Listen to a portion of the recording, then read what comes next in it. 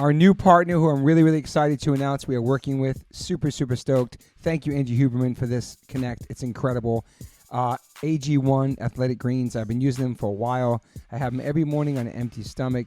Basically, take one scoop and you put it into a cup or glass or mug of 8 ounces of cold water. And this is all your greens for the day. You're absorbing 75 high-quality vitamins, minerals, whole food source superfoods, probiotics, and adaptogens.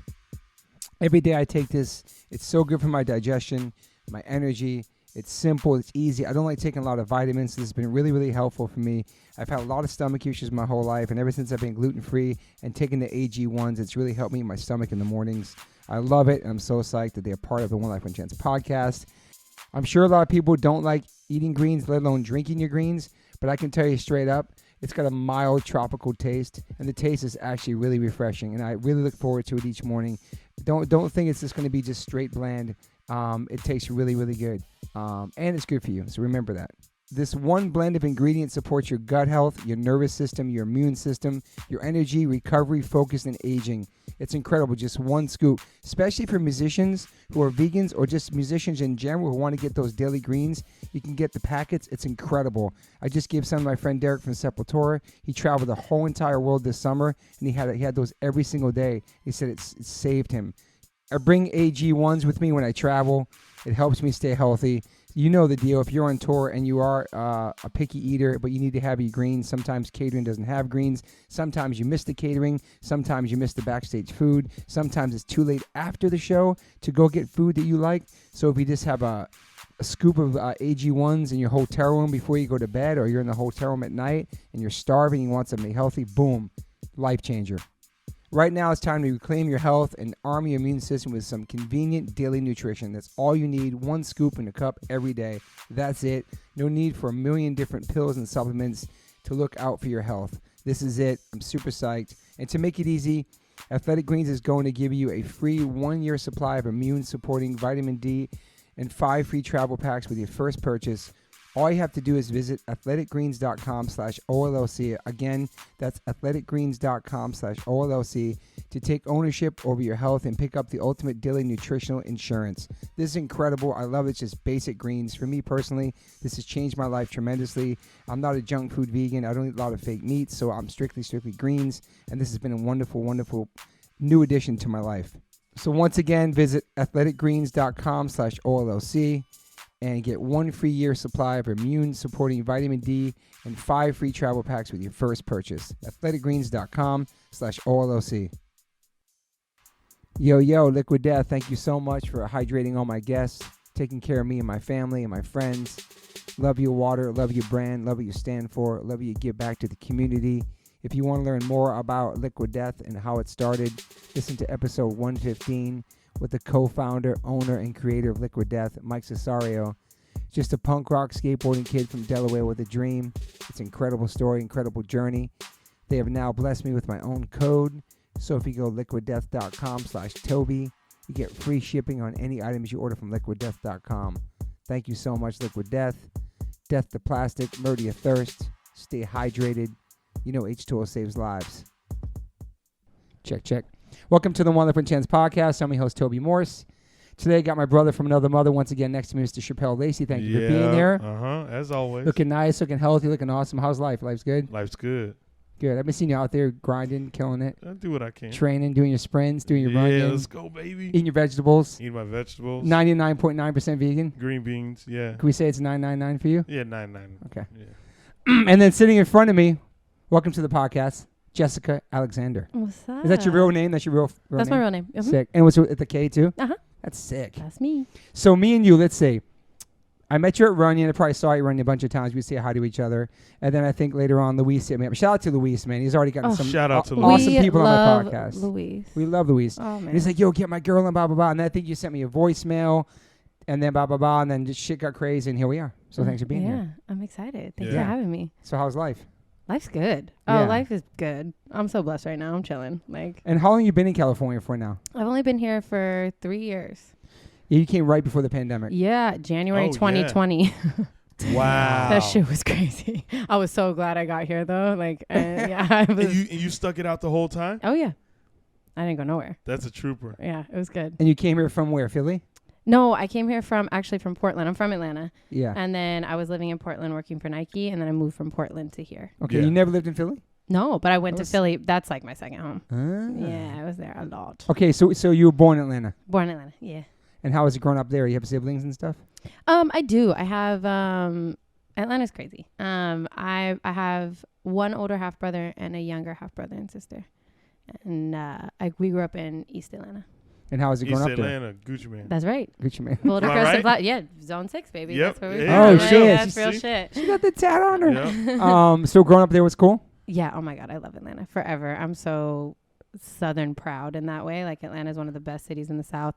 It's so much fun. There's so much culture. It's wild. Yeah. I love Atlanta so much. Yeah, I like visiting there. I think Savannah's beautiful too, Oh my and Atlanta's nice. Just so muggy, but we have muggy here Yeah. now. So what's the difference? Yeah. It's like Atlanta is literally one of like there's not too many cities in the United States that are that like culture, but Yeah. Atlanta's It's like real. super like There's it's dope. so many cross like components of like music and culture and like all of it, and it's just one of Yeah. the most real raw places, and everyone's so nice. Like everyone's Yeah. genuinely like trying to help you out or trying to get to Mhm. know who you are. Like it's a very special place. I Yeah. love it. I love it so much. And how were you as a kid growing up?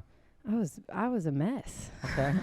In what way? Like partying, like rebellious? Yeah, like I grew up like it's crazy. Growing up for me, I had a quite the household growing Okay. up, you know what I mean? And so yeah. like growing up I definitely just endured a lot in my childhood. Like there was a lot of abuse and neglect and things like that going on in the house. Yeah. And so then that led me to I really didn't have anybody like looking out for me or doing anything. I was just Yeah. kind of out on my own. You know, my Yeah. mom, when I was little, it was like my mom and I, and we, like, my dad was a huge component of just, he was a terrible dude. We got away from him. And then long story short, the system failed us, and I ended up having to go back to live with him when I was like 12. Wow. And she did the best she could to try and keep me away from that. But he was a crazy ass dude. Like living in his house, it was like, have you ever seen the show Shameless? Yes, I love that show. Okay, so just that was my house, but Okay. instead of a bunch of kids running around, it was just like a bunch of grown ass people doing drugs, in and out of prison, running around. You know, I was selling drugs for my dad. You kind of had to earn your keep, and it was like What Lord kind of of the drugs were you Flies. selling? I was selling coke and I was selling weed, and Oh, you were selling too? yeah. Oh, I didn't. But I was like, yeah, How old were you? I was like 13. I was like, Holy so yeah. shit. So Grew the up first time fast. I grew up really fast. So the first time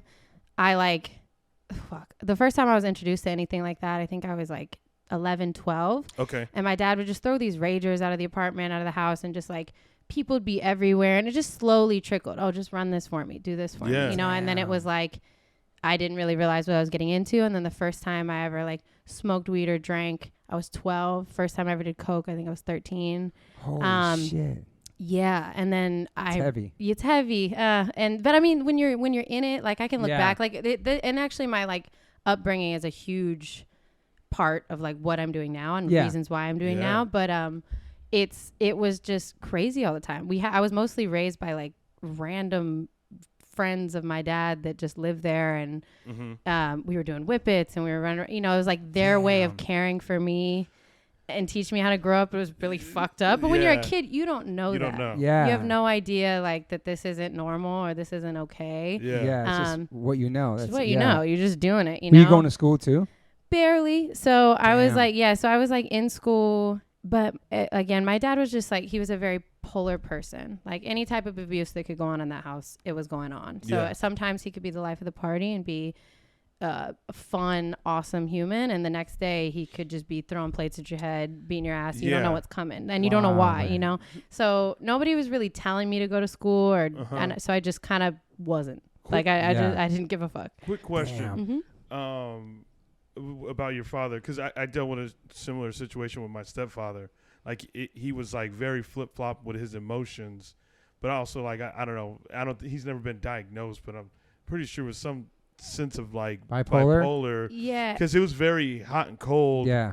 The way he was, Yeah. you know what I mean? It's like exactly what you just said. Like all of a sudden, like he's nice, but then in the blink of an eye, it's just Snaps. boom, destruction. Totally different. And I know. But to the extremes. Yeah, like wait. Yeah, it's like life of the party, and then like boom. Yeah, like, and then death like the of the most party. violent person of all time. And and it's kind of how he was. And I look back and I know my dad's upbringing, and I know he was a very abused child, and cycles repeat each other. Hurt people, right? hurt people, right? Yeah. Hurt people, Yeah. exactly. I love this damn podcast because I sorry to cut you off, No. but like I just meet people that like, and it's just nice to hear In the first 5 minutes. I know. that Boom, you here have it is. like this connection with someone you've Yeah. never met, I know, it's awesome. It's man. and it's so- just like Yeah. I'm like It's beautiful. it's like I'm hearing, You feel me? Yeah, And it's like, and it's then you have so this connection that's crazy. like even deeper because you're like, oh, I feel you, I understand you. yeah, it's so crazy. It's my favorite thing in the world because we all have stories, like whether they mirror each other or they're different, there is overlap in those, and it's so Something beautiful about that, Mhm. especially when you see where you're at today, especially because you expressed just a few minutes ago, like your childhood is the reason Yeah. why you do the things today. Like that's beautiful. Not Yeah. everybody has that outcome. No, And then she ends up gravitating towards punk and hardcore. that was my first savior. Which I I'm saying, everybody, that's yo, ours and yours. Yo, Same like not to shit. be cheesy, but like I swear there's been three. I say there's three really pivotal like savior type moments in my life, and that was the first. That was the first fucking place I found my belonging. You know what I Yeah. mean? Like I definitely, like, because I was in such a volatile environment with volatile people, and like didn't really feel like I had anywhere to go. And then even going to school, I just didn't think I was smart, not realizing that like I was enduring a lot of abuse. And so like, how could I focus in school? But then when Yeah. you're in school, they're just like, oh, you're not keeping up. What's your problem? So then you're like, well, fine, I'm not fucking going, like whatever. Yeah. And I got other ways to make money. I'm fine, And it's wild to see like the first place I really found home was punk and hardcore. I remember this dude I was in high school with took me to the show, and it was like the first time. It was a local show, and it was Overdose. Do you remember that Atlanta band Overdose? Okay, so it was like long ago, and it was at this place called the Treehouse. Shout out Neil Patel, fucking promoter at that time. We love him. And I swear I was like, fuck, like this is how I feel. I love this energy. I love this violence. I fuck, this is it. I was like, oh fuck yeah. And then from there it was like I just kept finding other shows and other things to go to, and then I met this graffiti writer in Atlanta who was like, you need to be put onto the real shit, because like growing up at the time, and then he gave me all these like burned CDs, and it was the first time I heard my favorite band ever, Leeway, and it just opened my fucking That's your favorite band? Yo, Shout out to 100%. Eddie Leeway. Yeah, Shout you out, Eddie. Full on. Wow. So and then it snowballed from there, and then that's where I Born to found. Expire. Yeah, are you kidding? She knows what's up. This is amazing. Yeah, so it's like that was it. Like That's so you random, too. find, Let's go to the show. You Wow. find like these people, I was like, they feel like me. Like I Your finally tribe. found Yeah, people yeah, that yeah. feel like me about everything, Yeah. and then I just went head on into it. I was like, this is all Yeah. that I'm going to fucking do. This is all I'm going to be. And that's all I fucking did. I swear, like You going in the pit and shit too? Going crazy? oh yeah, going off. And Do I swear. you feel like That's dope. like the sound of it and all that stuff match the tone of like Your life. your life and your yes. your like home life and all that stuff. Yeah. All the You grow up in insanity. chaos, and then you go to this place and you find chaos, and you find other chaotic people, in Yeah. whatever But right. it's in a refreshing way. Yes. It's more like, let's lean on each other, because damn, whatever's going on out there is fucked. So like, Yeah. you feel me. And so you find let's- more people going through shit you're going through. Exactly. And then you find people that understand you, or you feel like they understand you, and interests that align with your interests. And it's like, instead of like, I don't know what would have been going on in high school at that time, whatever, like Yeah. that didn't make sense to me. Like none of that made sense to me. And I ended up moving out of my dad's house when I was 15. Wow. And cause I just couldn't do it anymore. So I dipped out, and I was living with other people. And that's actually when I started working in a strip club. I was way too young. Didn't know what I was doing. But at the time, so like in that path of like, all I did was travel around. That's how I started going to This Is Hardcore.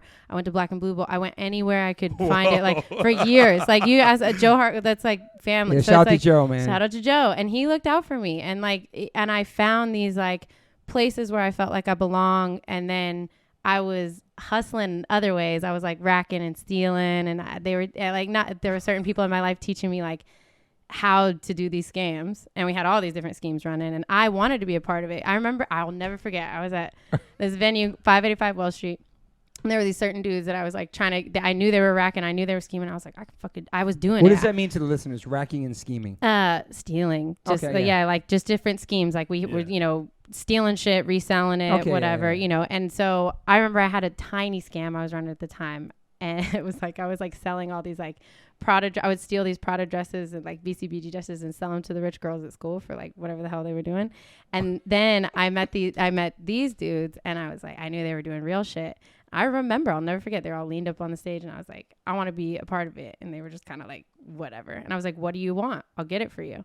And then I did. And then I went and stole the things that they asked for, and they're like, okay. And then they kind of like taught me how to rack and like properly do it. So I was doing that. Making good money?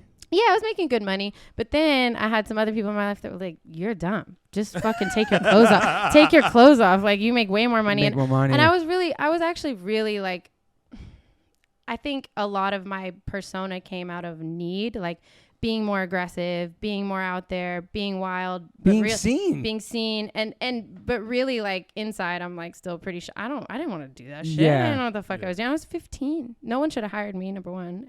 But if you weren't getting like the love and attention and affection you were getting at home, then you leave the home and find other ways to get that. You'll find it. Yeah. And so for me there, I was like, okay, I'm going to do this. And I got into that part of my life, and I never forget, I was so nervous. I had to get really wasted. And for the first time you did it? For the first time. And wow. I was so scared. And I got up there and I did it. And I didn't know what the fuck I was doing. I was at this shitty, janky club off of Beaver Highway. Like, I didn't know what the hell I was doing. And even in the night when I was a new girl and didn't know what I was doing, I made $850. This was in Philly? No, this was in Atlanta. Damn. This was in Atlanta. Your first night made $800? My first night. And I looked at that wad of cash and I was like, that's a down payment on an apartment at the time. I was like, if I just do it a couple more times, I got an apartment. You know what I mean? Like then I can get someone to co-sign. I got the money. Like I can do it. You're in survival mode at that point. Fully. So then I threw myself into that world. And like, so then really my younger years were fully, I was working at the strip club, going to fucking hardcore shows. That's all that I did. Wow. How many years are you doing that? I was doing that for, oh God, probably till I really stopped when I was like 21, 22.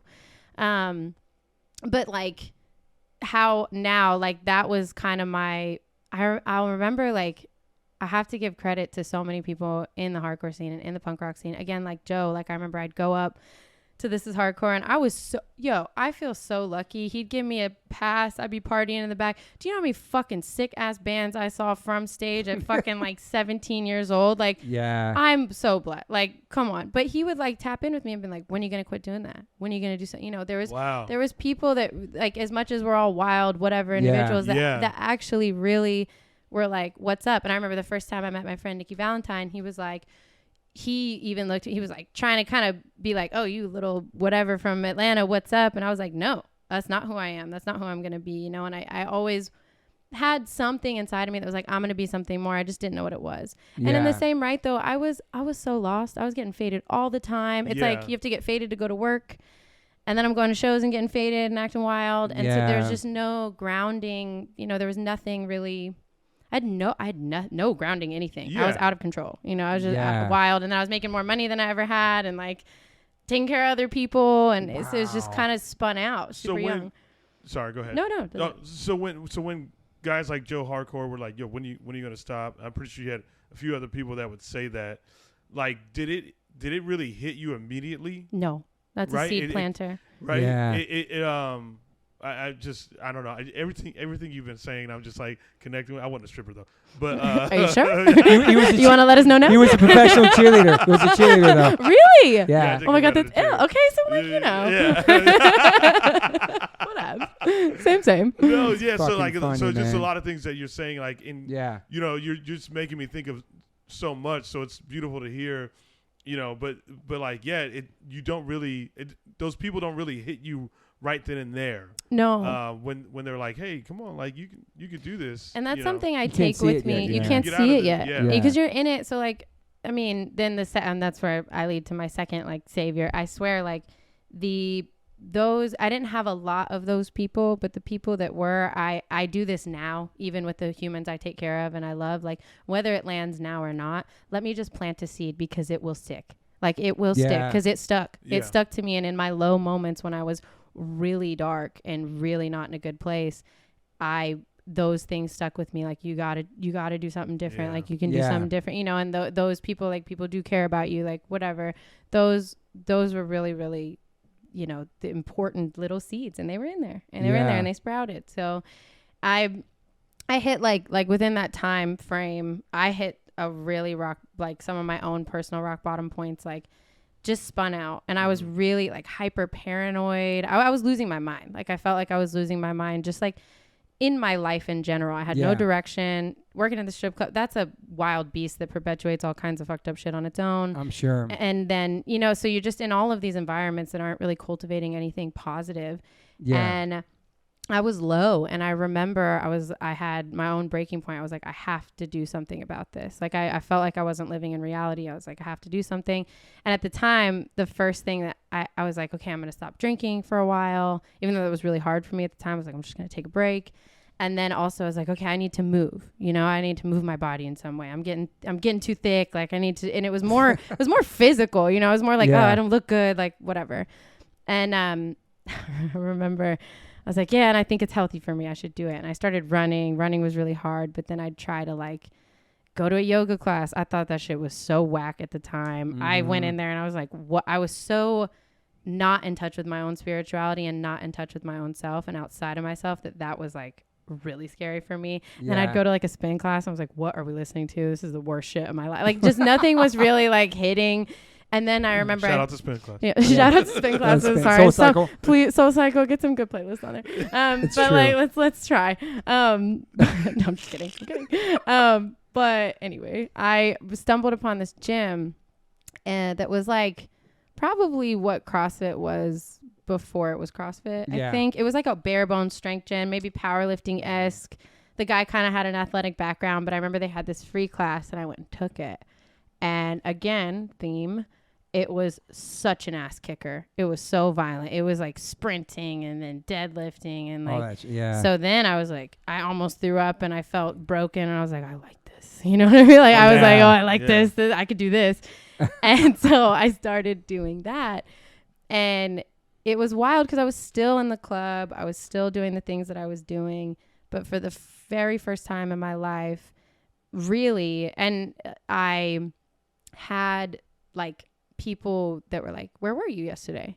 You know? And I was like, what do you care? Like, what do you mean? Where was I yesterday? It was really weird for me. And I was like, why do you care where I was? And then, you know, then they'd show me things that were like, okay, well, like, no, let's try this. You can go heavier. You can do these things. And what that led into, yes, physically I was getting fitter and I loved that and I was getting healthier, but what that completely transferred in for me was like I got stronger and then I felt emotionally stronger and then I wanted to be a little more sober the night before because I wanted to do good and I wanted to make these coaches like proud and it literally went from just trying to get fit or feel better or whatever to fully changing like how I embody myself, how I show up, how I present myself, how I don't know, being on time, like little things like that. And for me, it changed my whole life. I was like, this is what I want to do.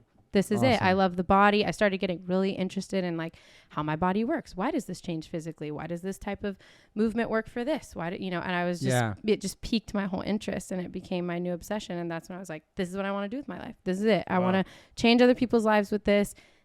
This has changed me and I want to make other people feel this more emotionally. That's when the emotional component kind of came in. And so I was like, I'm going to be a trainer. And then I didn't know what the fuck I was doing. Like I had previous to that, like dropped out of high school. And then luckily the one family member that really looked out for me was my auntie, who I didn't even really know her at the time, but she kind of came out of nowhere and was like, you need a high school diploma. What are you doing out here? You know? So I finished high school. That's awesome. And then was able to start to go into training, but I had no idea what I was doing. I just found like this other trainer at this gym that I kind of looked up to. I kind of knew, and they were actually opening a gym, and I just started showing up. I was like, I want to be a trainer. And I'll never forget, she kind of laughed at me like, okay, like whatever. And I was just like, no, I want to. Like, she's like, then show up every day and help me build this gym. And I was like, bet. And That's like a fucking movie, dude. It's shit. Is this Rocky 3 or? So sweeping the floors and they'll get you. right, Yeah. I get my jump rope out. We ready. That's awesome. Yeah, but I really did. I was just like, I just want to do it. Like, I'll do anything. So I just kept showing up, kept learning from this person. And then long story short, like from there was a PT working there. I was, became certified, started collecting certifications. And I was like, I want to train athletes. That's what I want to do. And I'll never forget the PT was like, do you know basic anatomy? And I was like, no.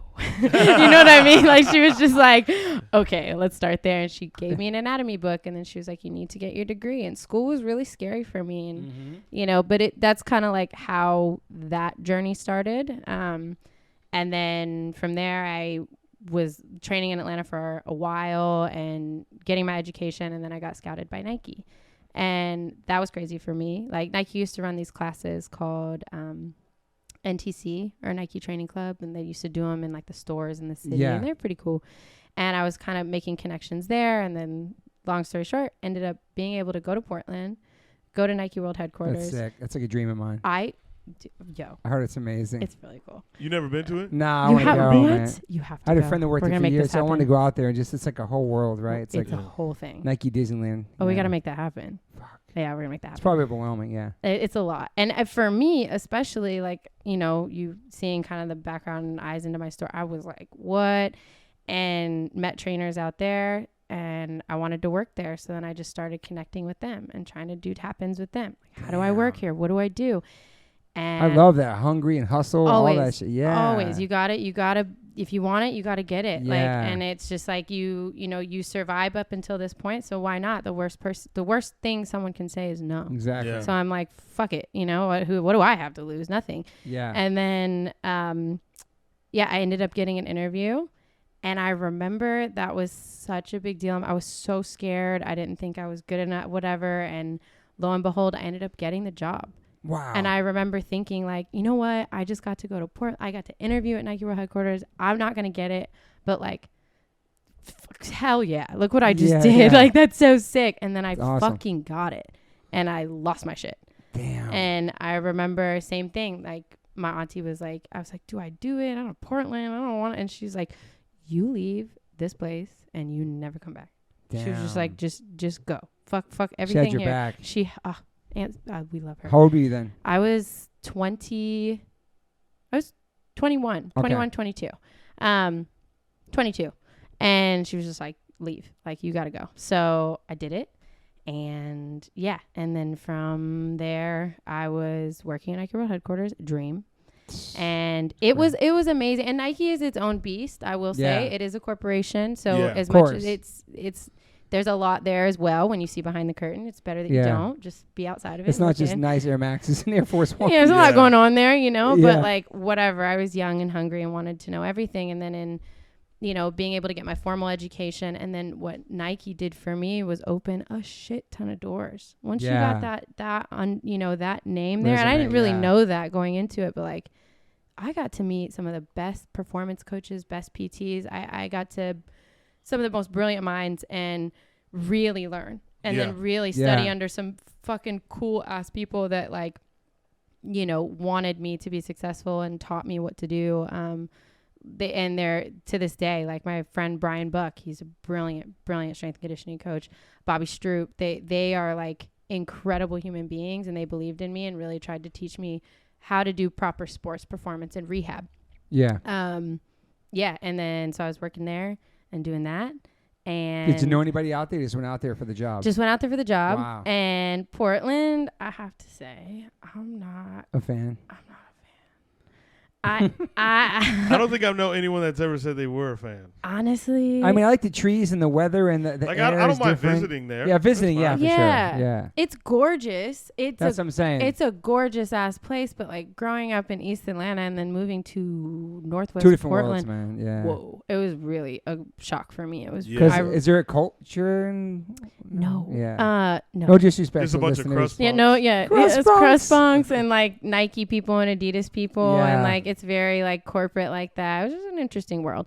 No hate on Portland because it was the place where I actually found my like true healing. Because I had to, it was such a big leap for me, and like I had to that was a big step for me, and Portland was okay, but I it's fine. How long were you there for? I was there for 5 years. That's good. Yeah. I was there for like 5 years, so it was a good amount of time. Or 6 years. 6 years, yeah. And then this was a good amount of time, and but I like traveled a lot during that time because I just didn't really love it. But I was just trying to. That's where I like really grew as a coach and a trainer, an athletic trainer, rehab, all that. Like I got to like learn so much and do so much, like being a Nike master trainer, learning out there, all these people. And also that was like, it's funny because like, it's not funny, but when you look back on, it's like, all right, I had hardcore and punk rock, and then I found fitness, and then that was my new Band-Aid. You know what I mean? That was my new thing. And I had accumulated all this success, in quotes, if you want to say, and coming up through there and doing that, and then it wasn't working anymore. And then all of these like while I was living there, like all these self-sabotaging habits that I had and all these things, they came right back out. It don't, like fitness, it's like it's like the endorphin release of fitness was like my new Band-Aid and my new driver, and that Band-Aid didn't work anymore. Wow. I was gonna ask you if you were sober there. Yeah, I wasn't, and I've always had this push-pull with that. And now, and in that time, I hit this like other really, like I was in this relationship, and ending that relationship brought out a lot of that stuff. Yeah. And it was my next rock bottom point where I realized like I was like drinking in the middle of the day, just doing really vile things that I hadn't done in a long time. And I was like, where is this? And I was kind of living outside of myself. Like I felt really detached from myself. And I remember like realizing that if I didn't figure it out and get help, then I was going to lose everything. I wasn't going to be able to work at Nike anymore. I wasn't going to be able to pay my rent. I wasn't going to be able to do any of these things. And for so long, I was so that kid, which I'm sure there's so many of us that just like, fuck therapy, fuck spirituality. I was not into it. I was not into it. I was like, I'm fucking fine. And again, like, giving you a peek into my, which is so funny now because I'm like so woo woo. But like, amazing. But like looking back, at that time too, I didn't look back on any of my experiences as a child that were gnarly for me as that. I was like, I'm cool. Like nothing happened, so you have to look at perspective. Like I can have this perspective now. Yeah. But then I was like, whatever, it's nothing. I'm fucking fine. I was not fine. And then in finding my own, like I remember finally going to a trauma specialist and going to a therapist, and they were like, you have complex PTSD and you're in like a full fucking I swear to God. What are we saying? Yeah. And it blew my fucking mind. Like, and it took a lot for me to go. I remember being so scared. I was like, okay, I have to do this now. It was like, it felt like I was going to die. I was like, oh my God, I have to go like face this shit. Like you feel like you're going to die. You feel it. I mean, the first time I ever sat down, I've had 3 different anger management teachers and shit. But the first time I ever, the second one I sat down with, because I went in high school and I went in college or whatever. And high school was a little different because they can't really do much and really ask many questions in depth of like, so how's the home life? I don't know. But but the second time I remember, hearing those words and they tell you what happened to you. Yeah. And I remember I just started bawling. Because I just had no idea. Isn't it the craziest moment of your life? Now? Oh, yeah. Like, it is. Yeah. Smacks you in the face. Smacks you in the face. I couldn't stop crying. I left there crying because I just didn't know that's what happened. Yeah. Even in like the it's amazing to hear that because again, there's that connector point where like that moment, and like I remember I went into her office, bless her, and I was describing my symptoms, and I felt like a scared little naked mole rat. You just feel so like this is so uncomfortable. And she pulled out this description, and she was like, just let me know if this is you. And I was like, that's fully me, like agitated, irritated, hyper paranoid, whatever, all these things. I was like, yep. And she was like, I think you might be having like a PTSD episode, whatever. And then she like kind of calmed me down, and then she was like, the next session, she made me, I remember she's like, so let's talk about your past. And I was like, I don't know, like this kind of happened. And she was like, whoa, from 0 to now, I want you to go really slow and just say everything. And that was the first time I had ever said a lot of that out loud. to myself. Damn, that's so crazy. It's crazy. And I was in shock. I think she was in shock. Yeah. And then you realize, you're like, oh my God. Yeah. Okay, I do have fucking issues. Like this is a problem. It all makes like, sense. It all makes sense. All these Yeah. things that I was doing, all these ways I was trying to keep myself small and sabotage myself and whatever. Yeah. Be violent. Like, there it is. I'm not just I think for a long time, I feel like a lot of people can resonate with this. You just think you're a bad person or that you're like broken or damaged. Yeah. Like, I really attached that for like, I'm crazy. Yeah, I'm the crazy fucking bitch. Like, I almost attached that narrative because it was easier to deal with, Yeah. Like, Yeah. you're like, yeah, I'm fucked up. Like, It's like those people that always, I'm just a dickhead. Or I'm just, Yeah. I'm just Yeah. a bitch. That's just who I am. And it's like, no, it's not. no, it's definitely not. That's definitely Yeah. someone else's stories that were put on you or Yeah, whatever experiences exactly. or what Yeah. have you. And Yeah. you really start to unpack that and unwind that. So for me, and the thing that made me listen, I think emotions and things like that I was always so tough, whatever, trying to be tough, that all was really scary for me. And I think it is for a lot of people. Mm-hmm. What she did that helped me, she broke it down like neurologically. She started explaining the brain and the nervous system, and it's how I now break it down to people. Like, sometimes I speak on trauma in the body and talk about it. It's like a big thing for me. But when she started explaining, like, here's how your brain works, here's how your nervous system works, with what I do for a living as a performance, but I know that. Yeah. I know stress response. I know these things. So I was like, okay, well, there must be something to this. Like, science makes sense to me. So, okay, like, I can listen, and then it opens doors to be able to like, find healing and things like that. So that was my like third. And that's then what I was able to do to then really find my calling in skateboarding, find like really, really, really get into and excel in what I'm like, do what I want to do in my life. This woman was in Portland? Yeah. Changed my life. She's incredible human being, and really saved my life. And I think like once I went through that pocket of time and understanding myself and my trauma, and then looking at my peers and understanding them and more of their traumas and why they may react the way they act, or why we all come together in certain ways we come together. Not always, but like we're talking about that same tap in. And realizing just like when I was at Nike too, I was working, I was more so then at that time working with like the Blazers and working with, I was like basketball, NFL, like, I was working with more like collegiate setting athletes and doing things like that. And I swear, not just Boys Fun will ring true to me forever because I swear to you, I always between fucking hardcore and punk, I'm like, I'm going to insert myself here. I fucking belong here. And then in the physical therapy athletic world, I don't fucking belong there either. I'm like, I'm gonna fucking belong here. Same type of thing. Like always going into that direction is a very big theme for me. And I found that in that setting, I really didn't fit. I'm still gonna wear my hoops. I'm still gonna like do my thing. I'm gonna be who I am. And I was trying to figure out like, how do I do what I'm doing with more passion and more heart? And like, how do I really affect change and work with humans that I really want to work with?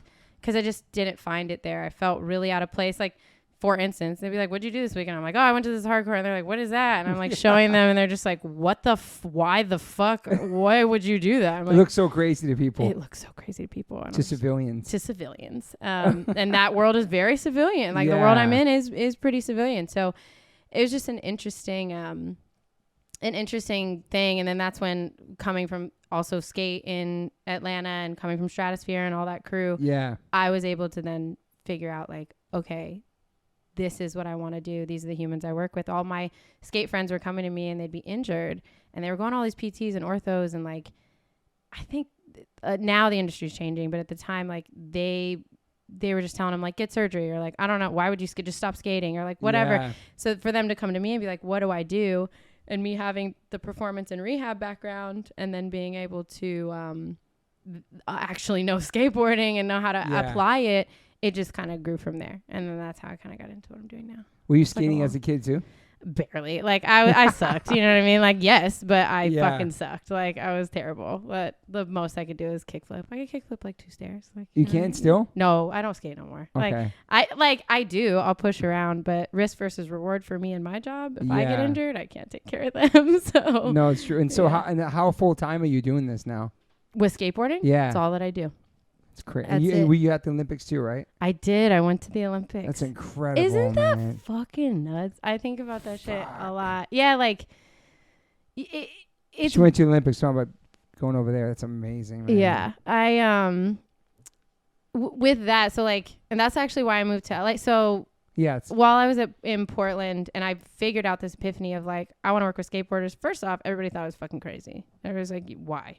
I was like, I love them. Like, this is the other. And for me, I'm always going to be attracted to the other. And I'm now, through my own journey and my own healing, I'm like, how do I help my communities? How do I help my people? Like, that is, I think skaters in general are the most creative, resilient, incredible human beings on the planet. And there's nobody like them. There's nobody that looks at the world the way they look at the world. There's nobody that can do what they do. And they're the forgotten people, but they influence everything. They influence everything. A lot of culture. So much culture. Yeah. So I was like, these are the humans I want to do, because, and they felt comfortable with me because I'm naturally in their culture. It didn't feel foreign to them. Yeah. So it felt very kismet and very right. And when I was in Portland, I remember going to Nike SB because I was blessed enough at the time to have the resources to do that. Yeah. And the same thing, even at Nike, I just felt out of place. Like, it wasn't like not carrying the badge of I'm different, but again, a lot of civilian, like, people just weren't in the same place that I was. And I remember being like, SB is the place for me. This is what I want to fucking do. And I went to the top, and they were into it. But again, there's a lot of bosses and a lot of moves, big turning wheel to make things happen. It's huge, man. And I kept going to them. I kept asking for meetings. I kept being super persistent. I was like, "This is me again, Casper and Mel, like, I want to do this." And they're like, yeah, we want to put you on. Like, our athletes need it, whatever. And they just weren't, for whatever reasons, whatever that might have been at the time. And I kept getting discouraged. And then I was like, fuck it. I'm going to go get them myself. So I went to the athletes' agents and got in touch with the athletes themselves. And I was like, is this something you want? And they did. And my first one was Leo Baker. And they're a powerful, incredible human. They changed my life. And then Deshaun Jordan. Mm-hmm. Shout out to Deshaun. Deshaun. I love Deshaun. I just watched that Leo Baker doc. Yes. Incredible. Yes. Incredible. That was, we shout out to Giovanni Retta, who did it Retta, too. we love Retta. Awesome. Shout out to He's Retta. I love Retta. And that was even more powerful, like Leo's journey and like helping them through quitting the Olympics. Like, you do not need to be doing this. You need to turn the other way. Yeah. And being there for them. But they were my first two. It's amazing. And then going and getting more athletes, Sean Malto. And then Nike couldn't ignore me, because guess what? If their athletes are asking for it, they have to do it. It's amazing. So I just kind of was like, I was like, okay, fine. You don't want to listen to me. You got to listen to them. Wow. So because again, like, they need it. I've just, in the skate industry, I feel not everyone, but they get chewed up and spit out. They get injured. You can't perform. There's a new dude coming up. It's fucked up. And if they just had the proper, which we'll get into, like, rehabilitation tools, like, nobody should be losing their career over an ACL blowout. I'm sorry. No fucking way. So then if you know anything, like, collegiate sports in general, that's just like 101, you know? 12 weeks, let's go. And then we were back in. Yeah, because meanwhile, like a lot of, the technology for it, with cheerleading and all the, tumbling and all that stuff, like, it's easy to, like, tear that shit. But I remember, when I was younger, it took people forever to recover from that. Yeah. But, like, nowadays, there's a lot of resources in, I guess, with the technology of the surgery, it's gotten a lot better. Yeah. And it's like those things are out there for people. Yeah. And just knowing proper rehab, like knowing how to actually rehab back, that's the piece. And nobody was doing it or wanted to do it, or they felt uncomfortable again, like, or the PT was like, skateboarding. Okay. Like, I don't know, like, whatever. So so I started kind of training them. And then simultaneously, I was coming to LA a lot. I would come here for like 2 months at a time, go back. Because I knew, I was like, this is what I'm doing. Fuck everything else that I'm doing. Yeah. I don't care. Because if it was like, you're not going to make any money, I was like, I don't fucking care. This is what I give a shit about. These are the humans I care about. This is what I watch anyway. So this is what I'm doing. And then at the same time, the Olympics were coming into the picture. And there was all this buzz and all this shit, because skateboarding is going to be in the Olympics. There's people demonizing it, people excited about it. There's all this noise. And I was going to these competitions with them, because competitions are around and certain people cross over, whatever. And there was no care. And I remember at X Games, I worked X Games like 2017 or something. And I was like, hey, I need to talk. I was talking to Deshaun and Alexis and some other people, and I was just like, I need to talk to your like medical team at the Olympics, you know, so that we can have a tap in, like you're me, your PT, your ATC at the Olympics. And they were like, what are you talking about? I was like, what do you mean? What am I talking about? They were like, we don't have any of that. And I was like, I'm sorry. Isn't that crazy? That's so crazy. It gets my experience there was, I will be very honest about it, it was really gnarly. I was like, I'm sorry, what? So they were traveling. Like, here's the thing with skateboarding. You got all skaters are always filming in the streets. Number one, skaters skate every day. They're gnarly. And then they're filming for parts. And then on top of it, usually every year they got like maybe 4 competitions or something. You know, there's like Copenhagen Open, which is rad and awesome. And then there's... That's sick one to watch. Oh my God. I got to go. Oh, wow. This last year. Sickest thing about it. It was the sickest trip of my life. It was so sick. All the different locations and the different streets, right? All that stuff. Yeah. And Copenhagen is gorgeous. That city is it's nice. unbelievable. It was crazy. But then, you know, like X Games, SLS, and maybe 4 or 5. Maybe. And if they go to all of those or don't, right? Then the Olympics comes in, and all of a sudden, they're having these humans compete back to back every other week to every week all around the world. Damn. It was fucking insane. That's and incredible. So then I was like, first off, I'm like, that's actually from like a athletic performance perspective and like in season, off season, I'm like, that shouldn't be. This is a crazy amount of volume on your body. Like basically you just went from, think about it, like whatever activity level you're doing, this is this much volume, you know, like 60% to like 120% out of nowhere. No one can sustain that. You're going, they're going to ruin careers. Like you're not going to have any athletes anywhere. So when I heard that, like Alexis, I remember she was like, yeah, we went to Brazil and I rolled my ankle and I couldn't even get ice because the Brazil team, so you have to think there's countries, right? So you got US, Brazil, whatever. They are not supposed to help the other country. Wow. And things like that. So things like that were going on dead ass. Like they couldn't get, it was insane. And I was like, oh, fuck no. Like this is not about to happen. Yeah. So again, I got really persistent and I went and met like the CEO of the Olympics. I was just like in his face all the time. Hi, nice to meet you. I really want to talk to you about your medical team. I really want, and same with Mimi Noop. I went up to the women's coach. I just would not leave them alone. Awesome. I politely persisted. I was like, hi, it's me again. Oh, hello. You're at this competition. So am I. Let's have 5 minutes, you know, and then emailing them over and over and over again. And finally they did listen. And I was basically even saying, it doesn't have to be me, but you have to do this. Yeah. Like you cannot not do this. And so long story short, I got them to hire me. They were trying to get me to do it for free too. And I was like, no. Yeah. They're like, anybody could do that. Like the CEO at the time was, they were not doing a great job. And I went to, my tester was Rio. What was that? Was that 2020? No, it would have been, the year before that, 2019. Yeah. And I'm like, what year are we in? But like I went, and it was the hardest I've ever worked in my life for nothing. I just went and I had 20 athletes a day, and this stayed this way throughout the Olympics, 20 to 30 athletes a day, all injured, all confused, all just needing help, really needing help, and no one advocating for them. And so I took the job, moved to LA in 2020. So I was working with SB. We had kind of like started our program off and like got some training going with them and got some rehab going for their team. And then same thing, the Olympics was about to take off. And then obviously COVID happened. Yeah. I'm in fucking LA and I'm like, oh shit, you know? But it was actually a beautiful time for me, weirdly, because I was going, trying to make all this happen. And then I really got back to myself. I made playlists every day.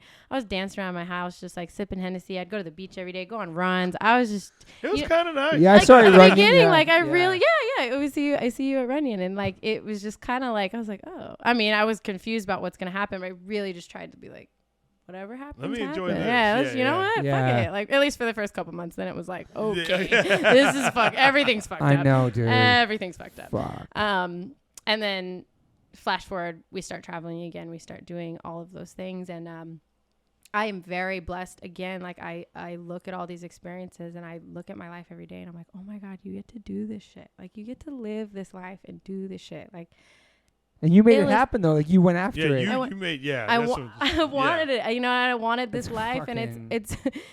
I'm blessed. Like I'm like, this is it. This is all that I want. I get to work with my favorite fucking people on the planet. I get to take care of them, travel all around the world with them, and like go to the Olympics. Who would have known? Oh, people back in my life were like, what? You know, all these things. Like, what are you doing? So. But in that experience at the Olympics, it was very, it was really gnarly. Again, it was on lockdown too during that time, right? Only a certain amount of people could go. Or and we had to there was all kinds of crazy rules we had to follow, and COVID tests every day, and and those competitions were they're like a week long, way too long. So and it was, you have to think too. Skaters are like Peter Pans. Yeah. You know what I mean? Like they're serious, but they're also just like big kids. Big kids. So it's like this is a lot of pressure all of a sudden in a very different way. Yeah. And I was the only medical support, and I kept advocating. I was like, you have to give me a PT room at least. There should be a second me. You should not have more than they're really for every 10 athletes at the most. You should have more than one person. Mm-hmm. Nobody would listen. The CEO at the time, lo and behold, he was pocketing money, and ended up, I figured out why there was no budget for any of these things. Damn. But it ended up being the whole time I worked. I remember the only reason I ate, I blessed my athletes. They would just bring me food at random because I just had person after person from 7 a.m. to 1 in the morning. And I have these videos. It's crazy. Of Deshaun and Ashad in the boots waiting, and then Mark Sutru and Samaria just chatting in the corner waiting, and me working on Alexis, and there's all these skaters coming together. What was beautiful and fucked up about it is so many people were hurt, and I was the only physical and emotional support that they had. Yeah. But what was beautiful out of that is a lot of different skaters came together. There is that skate community always, but it came together in a different way. The PT room became this safe room. Mind you, it was my own room. They wouldn't even give me a second room. Wow. So it was just my own bed and my own stuff. And yo. Your hotel room or something? Yeah. Wow. And they would get done out of there. I just look around and you got to think skaters, they just leave trails. I was just yo, I have to sleep in here now. Oh my God. But it was beautiful in that way because it was just the only safe space. So we had that and we thugged it out. We did it. And then going to the Olympics, same thing. It was lockdown. It was COVID. So it felt like kind of this athlete prison. Weird bubble. It's so crazy to think that you just have these phenomenal fucking athletes that do the most amazing and extreme style of shit. And to think that they wouldn't need medical attention is the most insane thing to me. And they're amazing enough to go to the Olympics, but you can't do that. Yeah, exactly. And meanwhile, the world of skateboarding has been around for so long, and it's of course people get hurt. Yeah. You know what I mean? So it's just crazy hearing that. I know. And even it blows my mind too, because people would tell me, they're like, oh, well, we want you to work on the competition style skaters. And I'm like, what the fuck? They want it too. All your other dudes want it too. You just need the right person explaining it to them the right way and giving them the right environment. And that's one of my biggest goals in this industry. It's not just competition skaters. You've got all different types. I've got Sean Malto, Deshaun Jordan, then you've got Nakel and fucking Grant Taylor and Louis Lopez. They're all in there. So tell me again that your athletes don't want to do skate for do. I want to skate till they're old. Okay. Guess what they got to do? They got to do this to be able to, take the impact and force that they're creating. But at the Olympic level, it wasn't there. And I actually ended up, after we got back from the Olympics, that was a whole wild experience on its own. And I left, because my whole thing was I really had no life outside of that. And I was not taking care of my own self, and I was not about to leave them. I was like, I'm going to see these humans through this and make sure they're okay through this. And then at the end of it, the CEO at the time, and I was loud. I would not shut up about everything wasn't okay. I was like, fuck this. And so he didn't like that, and we split. And I was like, until things change, I'm not doing this. And then lo and behold, this year, the whole high performance team just quit. Wow. Yeah, because all the men's and women's coaches who are incredible, everybody was like, nope, y'all are not fucking. So it's funny, full circle, where everyone's like, skateboarding's too fucking punk for the Olympics. It might be, but everyone's dipping out because they're like, if you don't want to, and it's not necessarily USOPC. There's a lot of moving parts there. There's a lot of things there, but everyone's like, nah, if you don't want to do this right, we're out. Yeah. You know, that's not what it's about. Like, we'll be here. They'll be successful. They'll be incredible. But like, no, you're not going to capitalize on these humans anymore. So I'm curious where it'll go now. I'm really curious where that'll happen. What'll go. Yeah. So you have your own spot where you do things? Yeah. Like where facility? I work at? Yeah, facility. Yeah. I don't own my facility, but I work out of the Undefeated Gym. Oh, that's right. That's right. It's sick. It's very low key. I love it because it's very attached to streetwear culture. So for me, when I found them and we came together, it just made sense. It's like a beautiful facility. You kind of only, if you know about it, you know about it. And if you get invited, you get invited, but not on some like elite shit. It just is what it is. Yeah. And it's an awesome environment where like a lot of different musicians, streetwear people, skaters, like all kind of come together and train out of there. So I love working out of there. It's so good. That's cool. Mm-hmm. That's awesome. You guys got to go. Damn, I want to go You there. got to come work out. Yeah. I'm down for that. Yeah, let's do it. I don't really go to the gyms, but I think I would like to go and check it Yeah, out. well, come on, man. Stop playing. It'll be low key. Dang. It's a good one. It's a good one. So yeah, we talked to the other day. We talked about like emotional trauma that's causing physical health conditions as well, right? Yeah. You deal with that kind of stuff too. Yeah, I think. Well, with that, that's just something that I put into my practice in general, because of the experience I explained to y'all. I think I had when I first had my own healing. I heard that, y'all, Atlanta. Always, y'all. When I always, I swear, everybody hears that, they're like, "Where are you from?" But when I had that experience, at first when I went through my own healing, I like really attached to the science piece of it, and I really nerded out on that. So starting to understand that emotional trauma, you have physical traumas, and that's what I deal with, and that's that's what I've learned. That's what I do. I can rehab people back. Then understanding that emotional trauma affects us physically, like understanding we have enough research to show that it affects heart rate variability. It affects your hormone levels. Like there's so many things that it actually physically affects. Yeah. And even in thinking about when we talk about, street kids, punk kids, skaters, like there's a reason that we're attracted to the other. There just is. Like whatever that may be for each one of us, I truly believe that there is a reason we're attracted to the other in that way. And I think all of us carry our own pieces of that and have to find our own journey within that. And I see within skateboarding community and the punk community as well, obviously that's tied in. And when you're in an intimate like training setting like that, those types of things kind of show up and come out. Or and in looking at like, I think about there's the physiological piece, and I also think about ways in which people might like be like, I don't want to do that, or keep themselves small. It's coming from something else. And when we look at like, if you look at how your body responds to things, you have like two parts of your brain, right? You have your cortex and then your primal brain. And in your primal brain is, so like your cortex is basically where you make all your rational decisions. So it's like what you're going to wear today, what you're going to eat, like what car you're going to drive, things like that. And your primal brain is kind of all the things that your body does in the background. So like it's going to do whether you make a decision about it or not. Your heartbeat, your breath, your digestion. If I eat a sandwich right now and I'm like, body, don't digest this, it's going to do it anyway, right? So also in that part of your brain is your emotional response and your fight, flight, or freeze. That's where all of that is housed. So you're not in control of that. Your body's going to respond how it's going to respond. So for instance, today, like, everybody talks about triggers and there's different things like that. When you come up against something in your life, that is there and stored in that part of your brain because at one time we were very primal beings and there you needed to fight, flight, or freeze. You know, if you're walking in the woods and you come upon a bear, you are either going to fight that bear, you're going to run from that bear, or you're going to freeze, right? So, but when you look at life today, that bear might be a dad, that bear might be an uncle, that bear might be anything, you know what I mean? Any traumatic event that happens to us. So when we look at people's emotional responses to things and the way they come about, that fight, flight, or freeze response, it comes out in smaller ways. Like if you have a friend that's super violent or you have a friend, like that's where all that's coming from. It's coming from these little parts of us.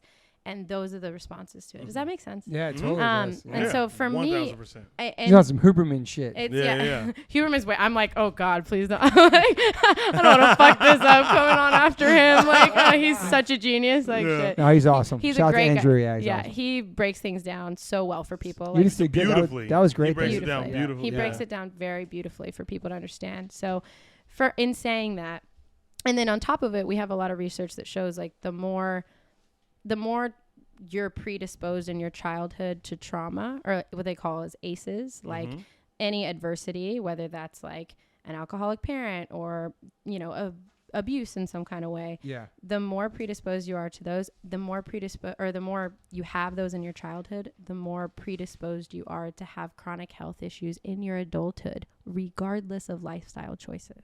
Dang. So, you know, because people will say, oh, well, they became an alcoholic, so that's why. No.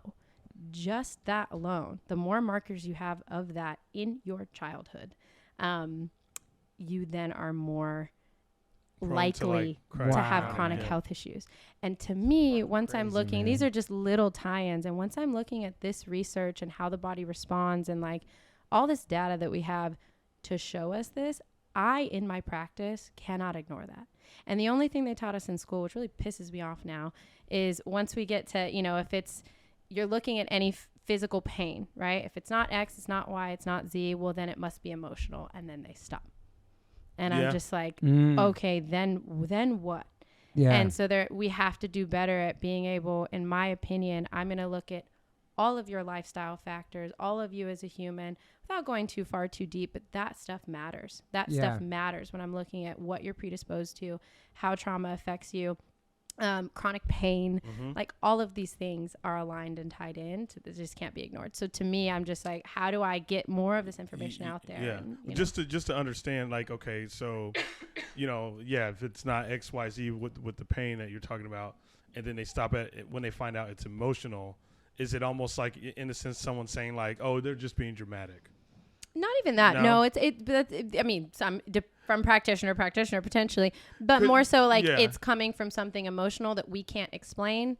And now that's all we're going to say about it. So then you deduce it as emotional. Like if I'm, for instance, if I'm rehabbing my shoulder and it's just like, or my hip, that's just a good one for people because a lot of people, you know, chronic back pain or hip pain. Like if we're doing all the baseline testers and I'm looking at everything and we're doing a rehab program and we can't, you know, seem to figure out what the X is. Yeah. And we've you know, taken everything else out. We've deducted everything. Well, then it must be an emotional response. Now that makes sense. Yeah. Okay. So I remember when I was younger, I was like 18 when I found out I had high blood pressure. Mm-hmm. That's right. But I was like, I was ready, you know what I'm saying? I was looking good, you know. I ain't bragging, you know, but I was like, I was, you know, heavy into cheerleading. I was very active. You know, I didn't really eat too crazy. Yeah. You know, I ate what a normal high school kid would kind of eat, but also I worked out a lot because of because of cheerleading. So I worked out a lot, but you know, I had high blood pressure, but it was wild because, you know, when I think about that period of time, I was like, how do I have it? You know what I mean? Like, I didn't think I was like unhealthy or, you know, and a lot of it was due to stress, but no one ever told me that. Right. You know, no one ever, no one dug deeper. So is that, it was a lot deeper because I was like, how do I look this good? And like, you know, but I was like, I thought high blood pressure was for people that were, you know, unhealthy. And then meanwhile, they gave me these like pills. And then I was like, okay, how long do I have to take these pills? Mm-hmm. And then they were like, you just got to take them. Forever. And I was like, wait, but no, I was like, come on, there's got to be like an ending point to like taking these pills. No one gives you the answer. No, and they don't give you the answer. Meanwhile, I didn't find out till like years later, the way to handle it obviously was, you know, through the world of, for me, it's like the journaling. I do a lot of journaling on a regular basis. And then also the diet, you know what I mean, which was like it's a big part. Very, very important. And with that combination, it's gotten it under control a lot more. Yeah. You know, and when I go to the doctor, and I, you know, like I do like yearly checkups because I'm a nerd. And that's good. That's a great thing. We love to hear that. And, you know, but when I go in there, because I just get weird about hospitals and shit, or just like the doctor's office. Yeah. Like Okay. my blood pressure is usually high at first, but they check it twice. It's called white knuckle syndrome. Yeah. But meanwhile, okay. No, white coat syndrome. I'm sorry. Yeah. I Sorry. was like, wait, what's about to happen? But the past few times, it's immediately good, and I think it's the combination of, the stress and also like the diet. So is that a connection to what you're explaining with the, if it's not XYZ, then it's this? Yeah, I think in general, I'll say this. One of the reasons I work independent as a practitioner is because I do not, whether it is physical therapy, doctor's office, medical, like our system is a mess. We know this. It's so fucked up. And that right there is a great example of it. It's the same in my world, like whether you're going to the doctor and looking at chronic health issues in that way, or you're going to a lot of blessed physical therapy clinics. But when I was doing my clinicals, like they try to have you see 4 patients in an hour. Tell me what the hell I'm going to get done in 15 minutes after even just the little bit I just explained 4 to you. in an hour? Yeah. That's fucking crazy. No, it's insane. That's so insane, dude. so when you're looking at all of these health industries, I'm like, no, fuck that. I'm going to give all of my time. Like my initial consultation with people is usually 90 minutes because first I'm going to have to get to know you as a human, past injuries, even emotional, if they're comfortable, like, is there anything, do you have you traumatic experiences? You have to look at all of these things. And then I have to look at how you move, and I have to look at your limitations and whatever. So that we should be getting care like that. And so when I look at marginalized communities or communities in general, you see more chronic health issues. Like the community I grew up in, you see everybody's sick, everybody's got pills, everybody's on some kind of prescription, everybody's ailing in some way or addicted. It's bad. And so I'm looking at that. And then I look in my community and I look at how many of us were getting our fucking asses beat or getting who knows what done to them and anything else. And then I look at the correlation between those two things. And I look at the research I have now.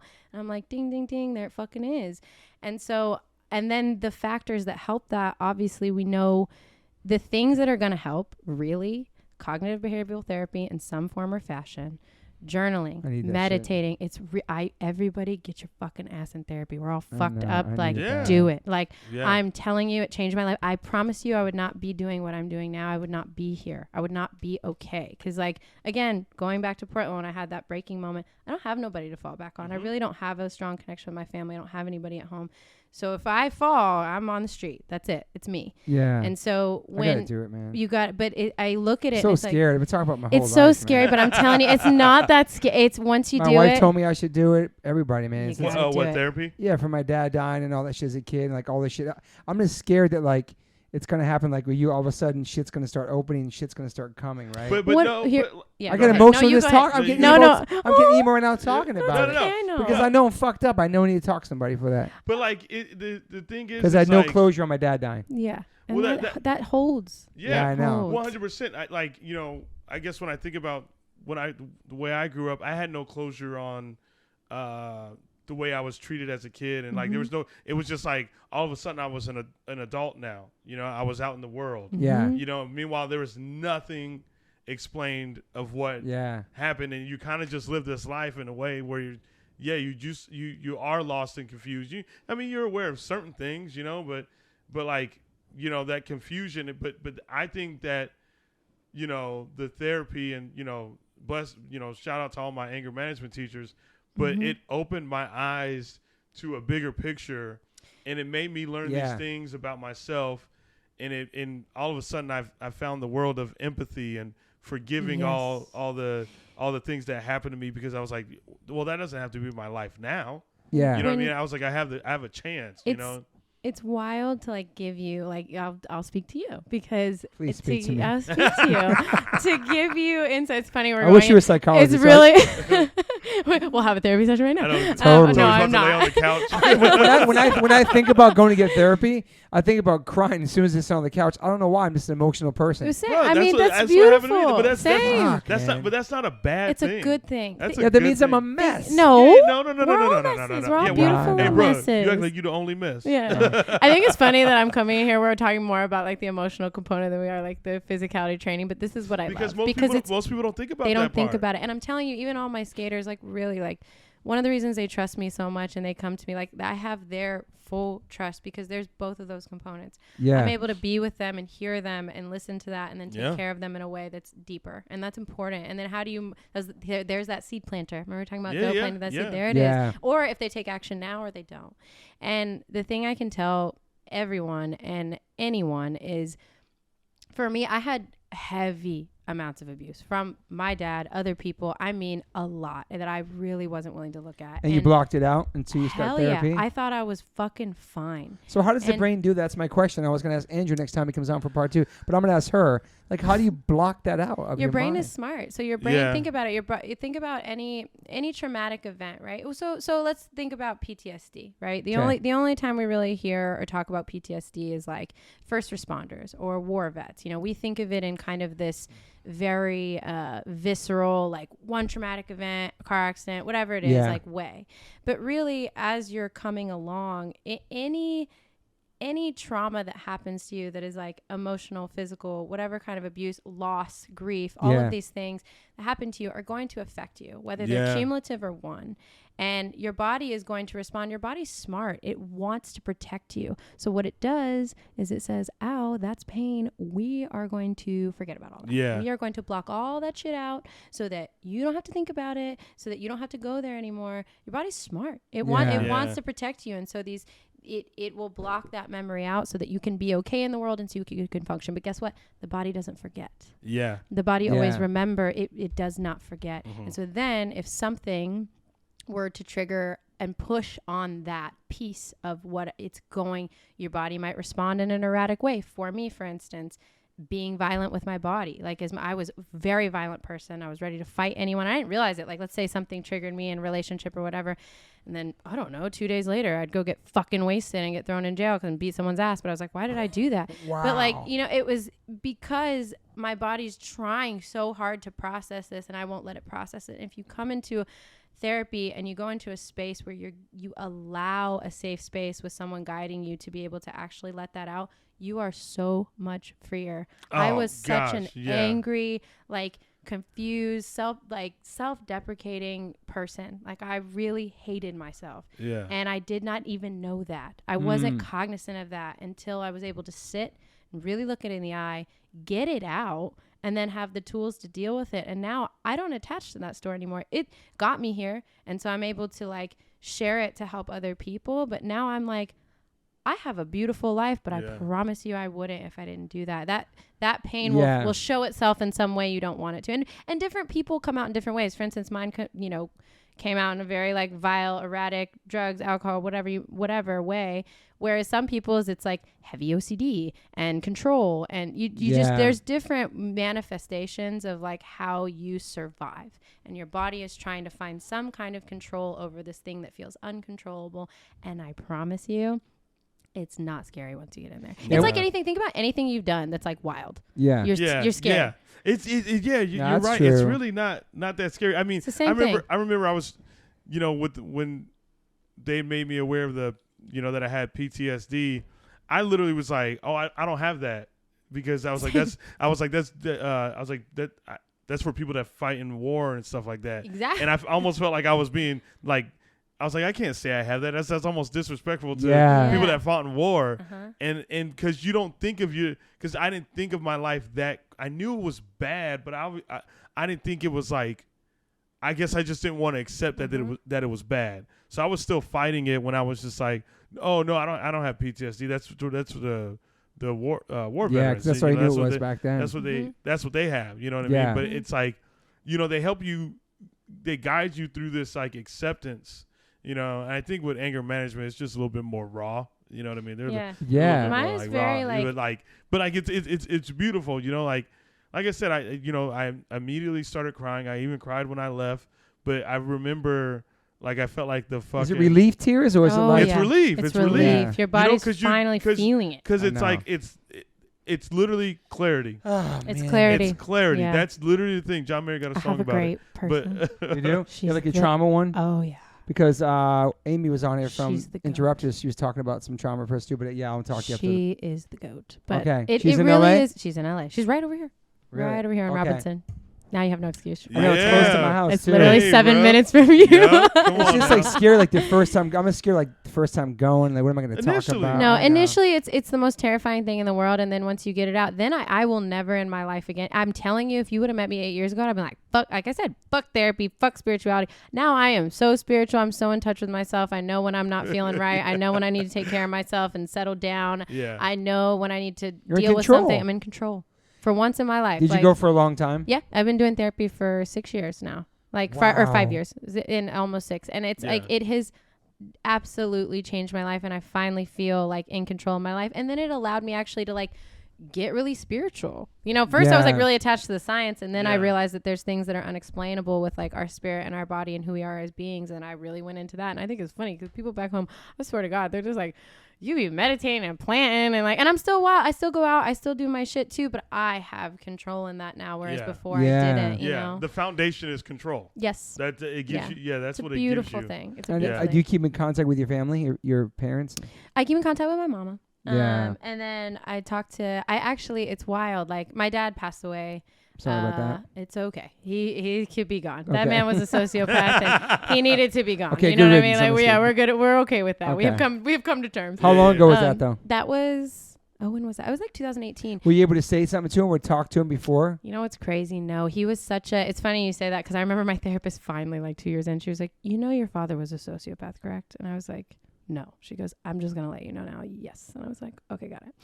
Wow. But he passed, and he would do these things where he'd try to reach out to me. He would just reach out to me to like fuck with me, basically. Like, you know what I mean? Like he was such a fucked up person. And then finally, when he was on his deathbed, I just knew, I was like, I'm not going to give in to this one. So he passed and I wasn't able to, but you know, it's crazy. This is when I had my unexplainable moment. I could science away everything. I'm like, I know the brain and the body and the nervous system. Blah, blah. And then he died and I had a very visceral reaction. I had chronic hives for like 4 months. Nobody could figure out what was wrong with me. Wow. Nobody could figure out what was wrong with me. Again, deduce emotional. And I'm like, this is clearly like a very, like my body is trying to rid itself of all of these harmful things that were done to me and get rid of it. Yeah. There's nothing I man. could do but take care of self and process and grieve and like get it out. And so he passed away and I dealt with that. And that was very, very like therapeutic for me over time. Yeah. And then I still talk to my mama. My mom's like, I love her to death. She's just who she is and she's going to be who she is. She did her best with me. Yes. I love my mom and I keep in contact with my auntie. That's my bitch. I love her Yeah. forever. She's like she's a real one.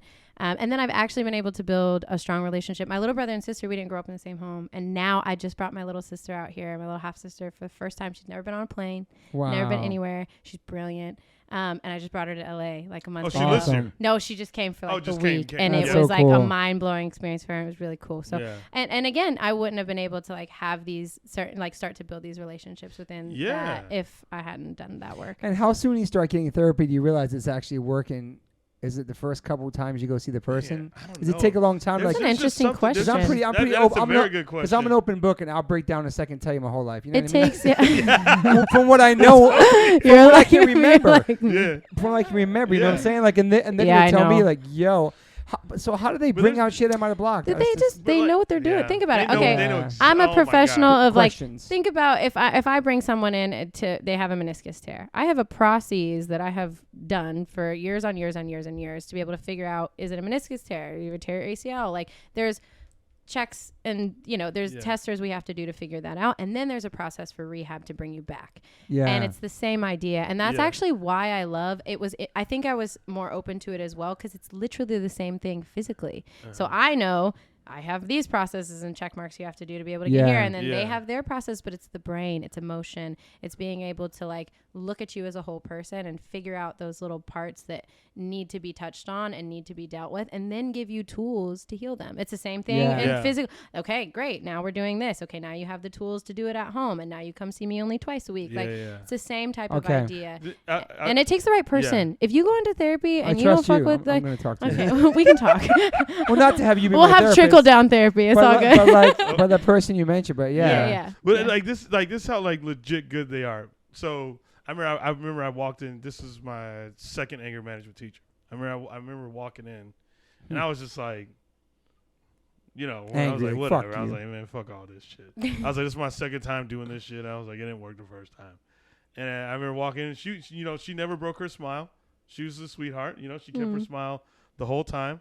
And, I sit down and she was like, I'm Miss Berry. I was like, okay, nice to meet you, Miss Berry. Name. Yeah. She was dope. Shouts out to Miss Berry.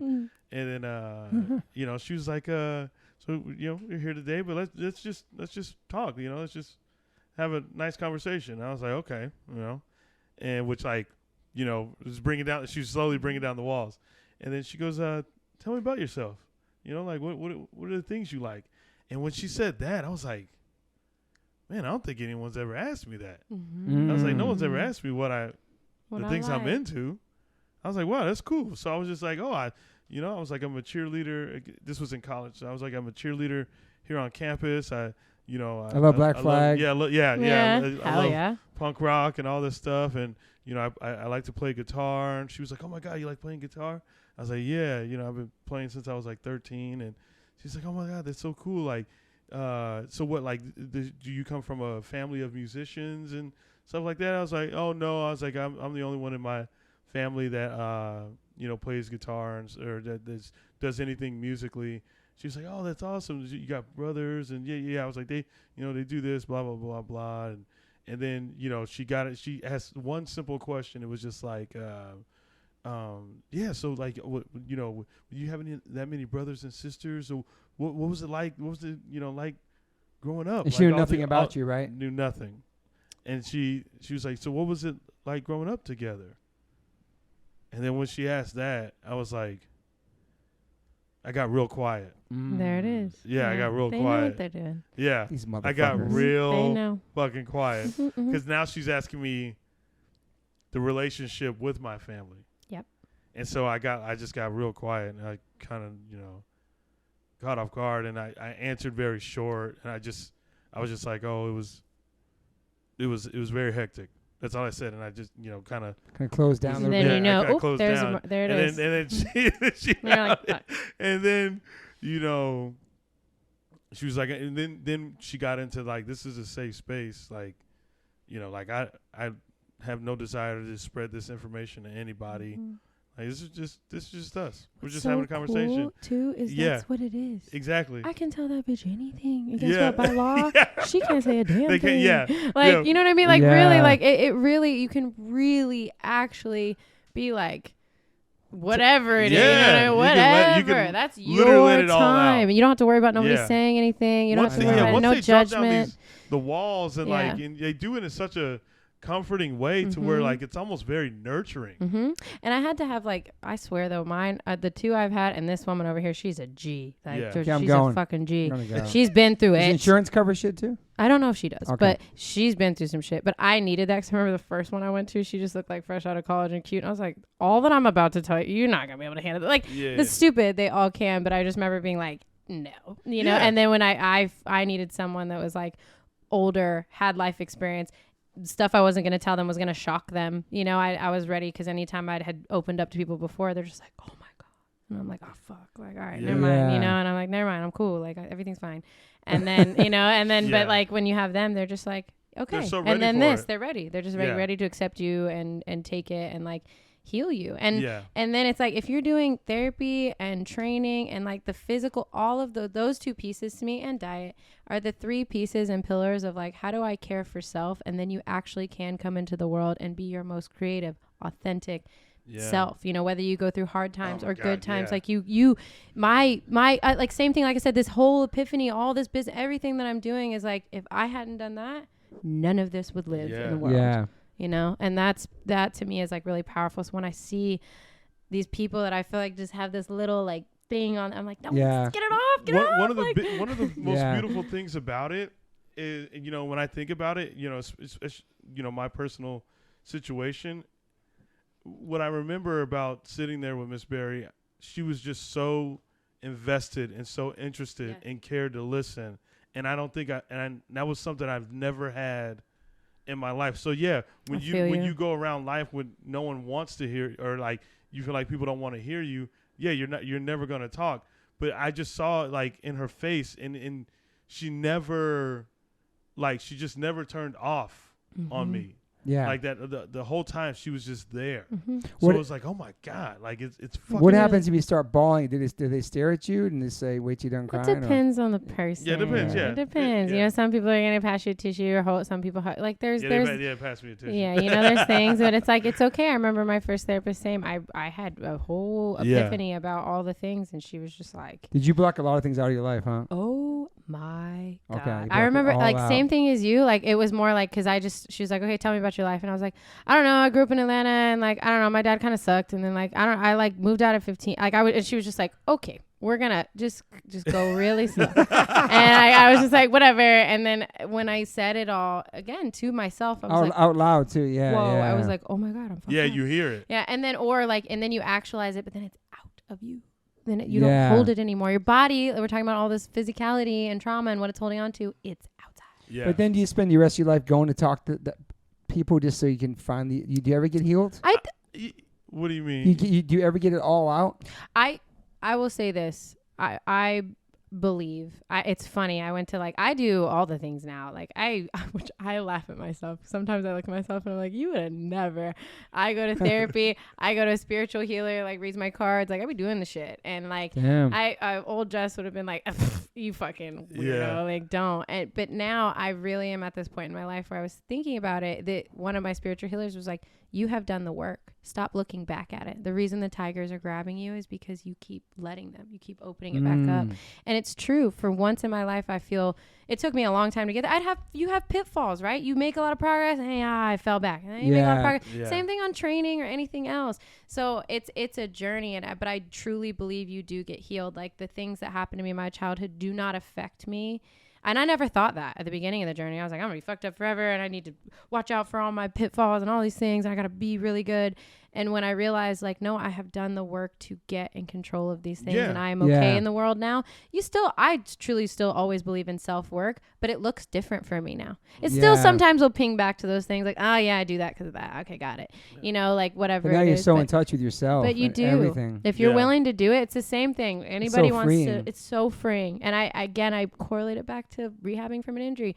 You really want to come back and be strong? Am I really going to skate the way I used to skate? Yes, if you do this with me for this amount of time and then you keep doing it, I promise. And you just got to trust that. And you have to have someone that you trust and you want to go see. You know, it's the same thing with training. If you hate your fucking trainer, don't go to that trainer. Go to someone else. If you hate your therapist, don't go to the therapist. Go to someone that resonates with you. Someone who, whether sometimes it was uncomfortable at first. Now I'm like, oh, fuck, okay, yeah, I got shit to unload. I got to figure this out. I want to figure it out. I want to get to the bottom of it. Did you have trust issues and relationship issues because of probably all the stuff you blocked out? Oh, my God. Yeah, for sure. So hard for me. You have a relationship and love and all this. Yeah, I'm sure. Oh my God. I was first wouldn't let anybody get close to me. I broke so many hearts. I fucked so many dudes up. Shout out to y'all. I'm sorry. I really had to go back and fucking apologize. Did you do that? I did. Wow. I really did. That's also amazing too. I really realized I didn't know. I just thought, again, I'm a bad fucking person. I did these things and I realized oh my God, I was just so broken. Did you blame yourself for the shit that happened to you? Absolutely. Too? I did. So crazy. I man. fully was fucked. it's my fault. Even the shit that happened as a teen and in that house, I was like, no. She was like, Jessica, you were surviving. You had no choice but to, and I was like, no, but and she's like, no, but you do. You blame yourself. It's crazy thing that we do. And and then in relationships, same thing. And then picking partners that are also too broke, trying to fit. There's so many pitfalls in that is such, because that's such an intimate place that is where obviously we all know everything shows up. We all want to have that. But it's it takes work on self to make that work and to make it really, really to get deeper intimacy. And I truly believe that. And I think that it's hard. And I can now look back on each one of my relationships and be like, got it. Lesson. That was work for me here. Got it. I didn't trust this person because of this. I was uncomfortable with this person because, you just, you learn. I believe that relationship is you can learn a lot from that as well. Yeah, and when you start breaking down all those walls in your mind and talking to people about it, start realizing the reasons why you do certain things throughout your life where you couldn't do that. Yeah, for sure. Well, I feel like we just spend a lot of times decorating over the reality. Yes. You know what I mean? We never it's fearful to see the reality of something, so we just decorate it, and all of a sudden we live this kind of false reality when it comes to. That's a great way to put it. Yeah. It's a great way to put it. Yeah. Or stories about self that aren't true, that you've created for protection or other or other reasons. And then when you can let go of those and get to your self, I think one of the other things I see a lot, I see this like, for instance, with a lot of my skaters and things like that, they don't want to lose their grit or their thing that makes them them. I didn't. Yeah. I was like, I was like, I don't want to fucking lose my edge. I'm sick. Like, I don't want to, there's a reason I can get through everything. Yeah. And I really thought that if I let this go, I was like, I'm not going to be able to be like the gritty, persistent little bitch that I am. No, I'm just better at it. Like now I'm better at it. That has nothing to do with that. Yeah. And it's funny because a lot of us, more extreme people, we think that our pain is the driver. And maybe, like I have this from Dan, actually. Oh, Dan shit. Smith, Shout out to Dan Smith. It's Dan Smith. Strength through pain. That's hard. And that's my shit because it's true. Awesome. Like we all get our strength through our pain. But then we think we have to hold it. And it's the thing that's going to be the driver. And it's just not. It's just not. Your spirit is. You are. And then the pain maybe helped build your story and shape your story, but that's just you. I'm so fucking happy you're here, man. Yeah. Me too. This is so awesome. This It's is just so sick. It's just crazy to say meeting you there. Then Luis is the homie. She comes from my world. And just you being it's awesome, man. It's I'm fucking- so stoked. Like I'm learning so much. I'm so happy to talk to You're you. like my new therapist, and you're my new masseuse.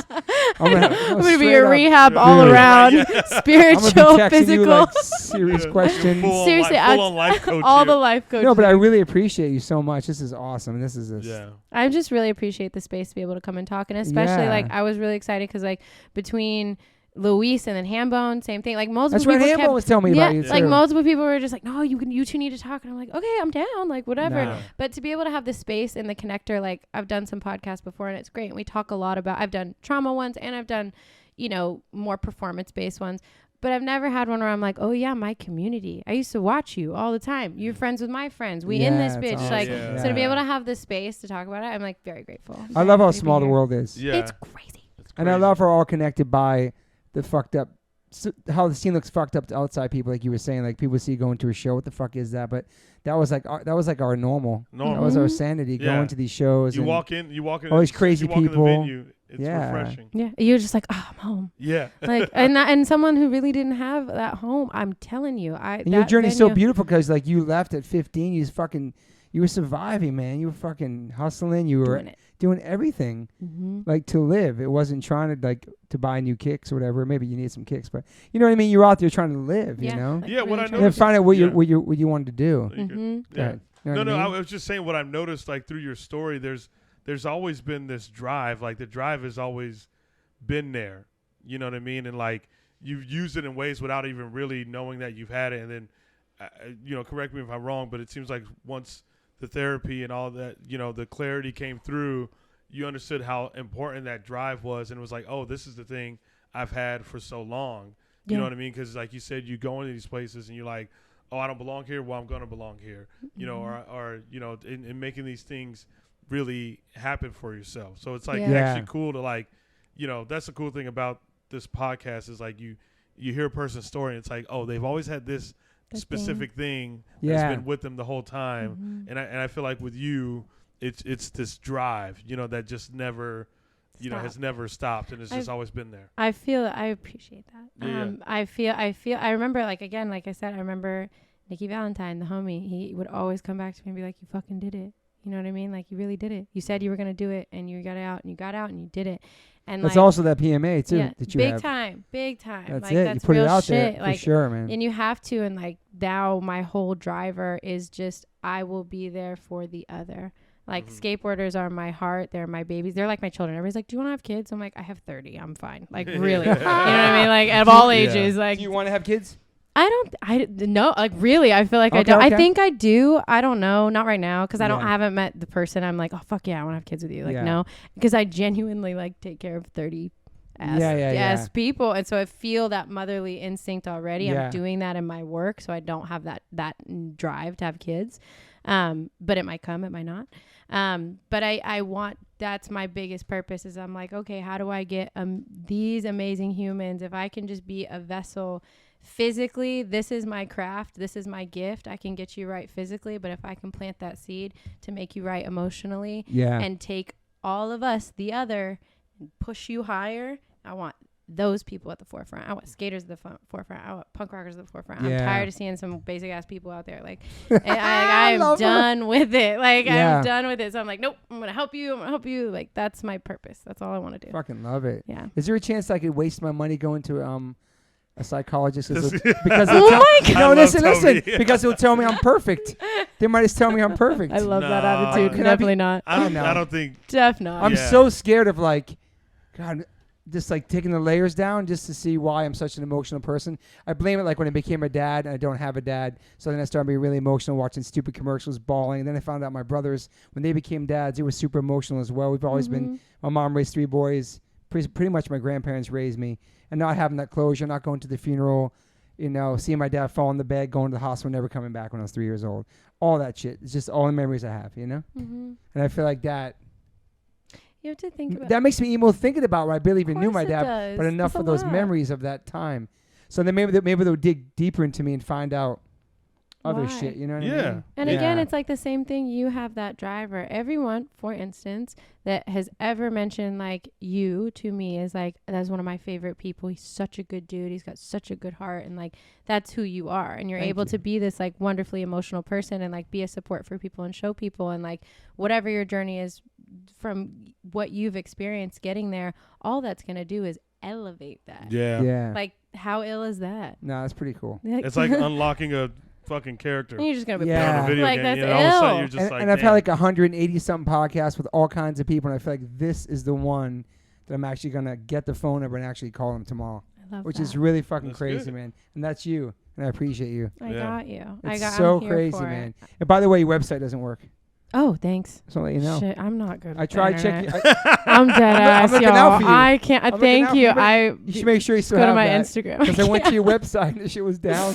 Not to blow up your spot, but like me and the I internet are clicked on your link. not. It's But funny it's good because I to have. It's good to have though. I gotta figure it out. Trust me. It's funny because I have a following. I have all the things. I know. And I'm just like, oh, I hate it. Yeah. I know. Hate it, but I gotta do it. It's a tool that we have to use. If I didn't have the Yes, podcast yes. and my band, it wouldn't be on that shit. It's a fucking negative cesspool of shit. Yeah, I gotta get over it. I gotta really do it. I'm very analog. I'm a weirdo, but I'm gonna do it because everybody's like, do you have any major regrets in your life?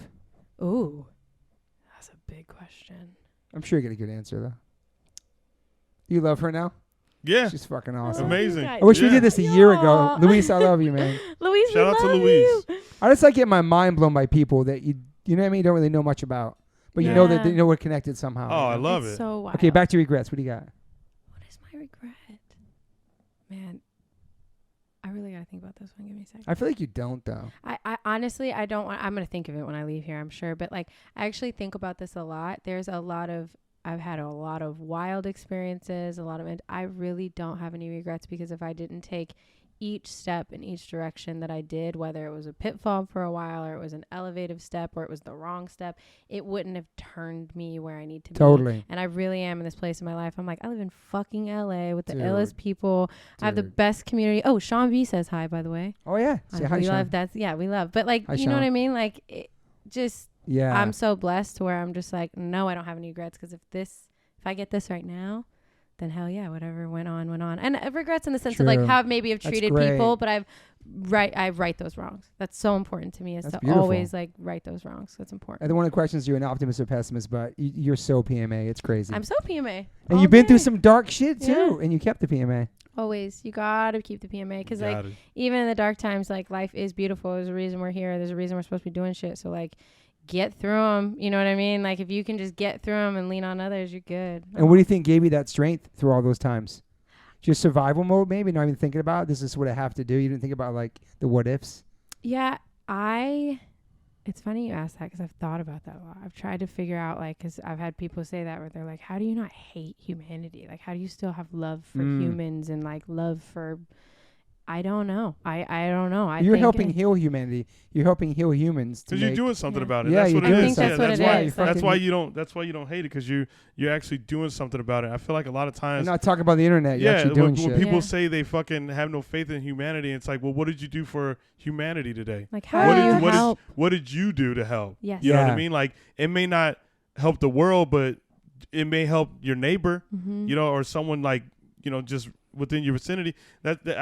I don't know, that term always bugs me when people are like, "I've lost all faith in humanity." Me Well, it's like you're not doing anything. Yeah, you're complaining about shit. You're complaining about shit that you don't do anything for. You're healing people mentally and physically.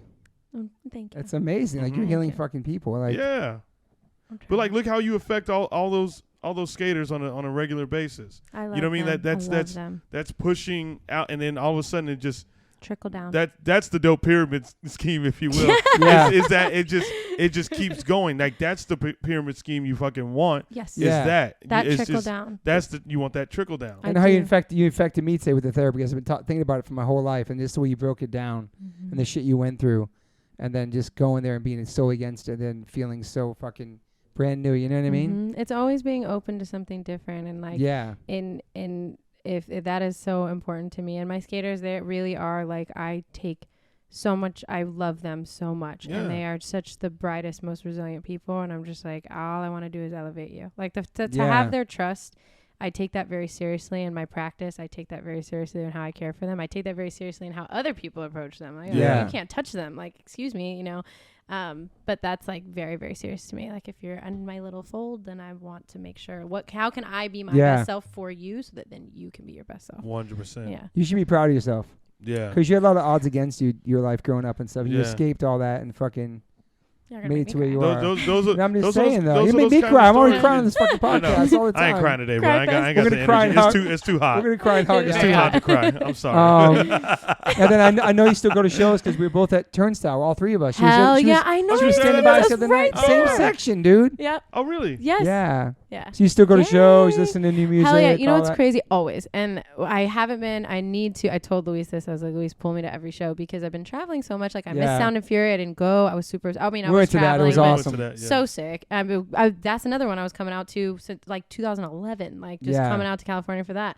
And, but yeah, I do. And that's why I told Luis, I was like, hold me accountable when I'm home and I'm not traveling. Like because that's just everything. Yeah, it was nice we went to that. We've done a lot of shows lately, man. Yeah, we've been doing a lot of them. We've been doing a dope run. And then Turnstile just announced they're coming back in November. I just saw that yesterday. Yeah. Super stoked. I'm so happy for them, man. Me too. So happy for that, man. That like in looking back and like watching, like again, like in Atlanta, they used to come and like stay at my house or sleep on my floor. Yeah, they stay downstairs too here too. Same. And now I'm like, you're fucking Freaky Franz. We love Freaky Franz. They elevated so heavily. It's amazing. Like I haven't seen that like crossover. Like you have like there.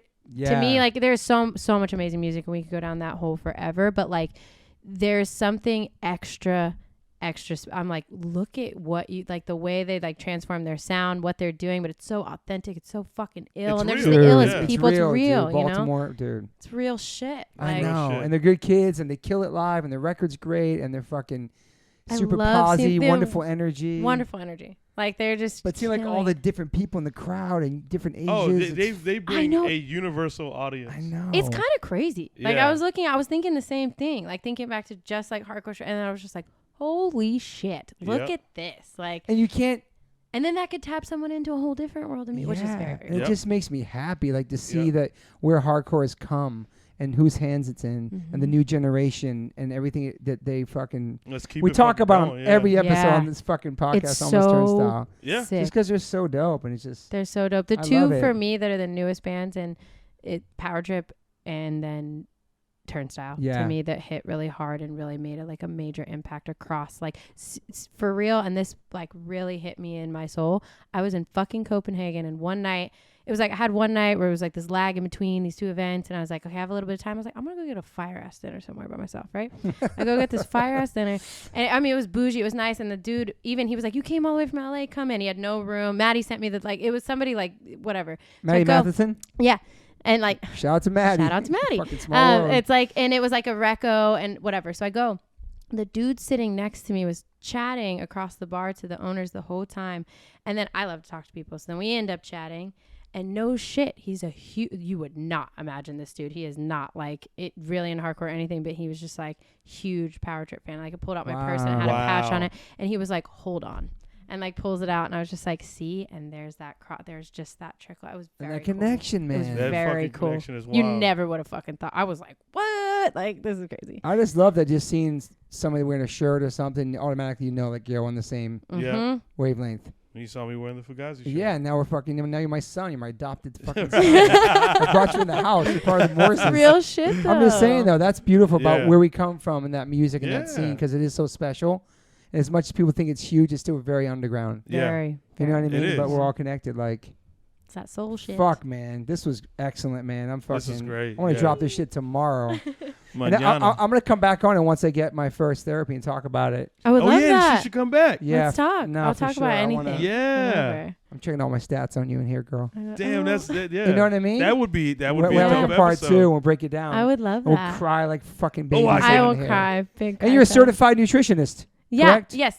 Damn, I want to talk to you about that too. It's Not like- on the pod, but we could tell. Yeah, I mean, Yeah. I'm on that life, dude. Yeah, it's good. And my specialty more so lies in like rehab and performance specialty. Okay. But I have that to be able to at least have an overview of how to program for performance, because what you eat, whether you're trying to perform, you're trying to get healthier, you're trying to get lean, Yeah. you have to know how food actually affects you, how your body metabolizes So true. it, what it does, because there's so much misinformation out there. So it's like, how do we look Yeah. how do we look at this as like how to fuel your life properly for whatever your goals are, you know? Yeah. So what's on the horizon for you? Like, what's next for you? Like, what else you want to achieve in your life that you haven't done yet? Oh God, I don't know. I really, I feel like you can do anything. Yeah. you guys. Honestly, real. honestly, Yo. yeah. Well, look, I mean, just hearing And your she's story, still like, young. Come on, man. Yeah, Just like come it's on. crazy. Like, I- what Are else we, you want to are do? we the same year? I want to ask, would you graduate Yeah, we're 05? supposed to ask the woman her age. I 08. 08? Yeah, and I was supposed to graduate 10, so I'm 30. 30. Damn, Yeah. fucking young buck, man. Yeah. Well, you graduated 08? Yeah, I was supposed to graduate in 10, and so remember I graduated early, like I quit, and then I just went to You could do alternative so school. much, man. So much. So I don't know. Somebody asked me this the other day. Actually, my friend Lana was like, "What do you want to do?" And I'm like, I know what I just said as far as like how to affect change. For me, it will always be the other. I'm the bad kid trainer. It is what it is. That's what I do. Like if you're fucked up, whatever, I'm for you. And so even being able to like look at how do I affect change with the humans I have now, and I want to create better protocols for skaters. Like my goal is to be able to build a way better system like the NFL has, whatever, but like Yeah. do it right. Why, It's and dope. why not? do it Why right, not, because the dude? reason Why I can do can't it we is have because that? the community, like they trust me. Yeah. Like I'm outside with them and I'm inside with them, and we there's that bond. So I'm like, how do I Yeah. build this and make it real and elevate others and like do that? So I would like for that to look, and I want to do more in the community. Like in general, just in LA, I feel like there needs to be more community work. Like I work with this organization called Feed the Streets. Shout out to them. They're incredible. Awesome. Do a lot of work.